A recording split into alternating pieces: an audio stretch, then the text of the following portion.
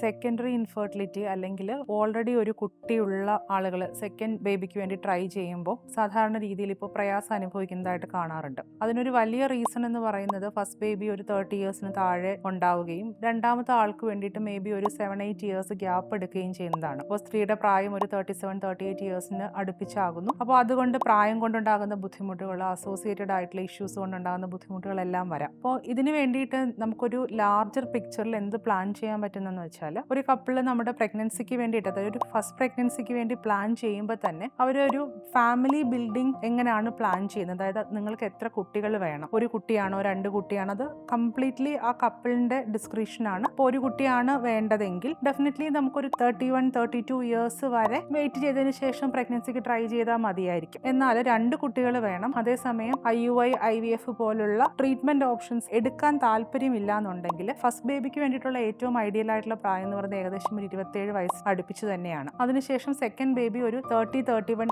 അല്ലെങ്കിൽ 32 ഇയേഴ്സിന് മുമ്പായിട്ട് പ്ലാൻ ചെയ്യുന്നതാണ് അവരുടെ ഒരു ഫാമിലി ബിൽഡിംഗ്, അതായത് വിത്തൗട്ട് എനി ട്രീറ്റ്മെന്റ് ഒരു 2 കുട്ടികൾ ഉണ്ടാകാനായിട്ടുള്ള ഏറ്റവും ഐഡിയൽ ആയിട്ടുള്ള ഓപ്ഷൻ. അതേസമയം IUI IVF പോലുള്ള ഓപ്ഷൻസും റിസപ്റ്റീവ് ആണ്, അല്ലെങ്കിൽ അത് കുഴപ്പമില്ലാത്ത ആളുകളാണെന്നുണ്ടെങ്കിൽ വേണമെങ്കിൽ ഫസ്റ്റ് പ്രഗ്നൻസി നമുക്കൊരു 30 ഇയേഴ്സിന് അടുപ്പിച്ചും സെക്കൻഡ് പ്രഗ്നൻസി ഒരു 33-34 ഇയേഴ്സിന് അടുപ്പിച്ചും പ്ലാൻ ചെയ്യാവുന്നതാണ്.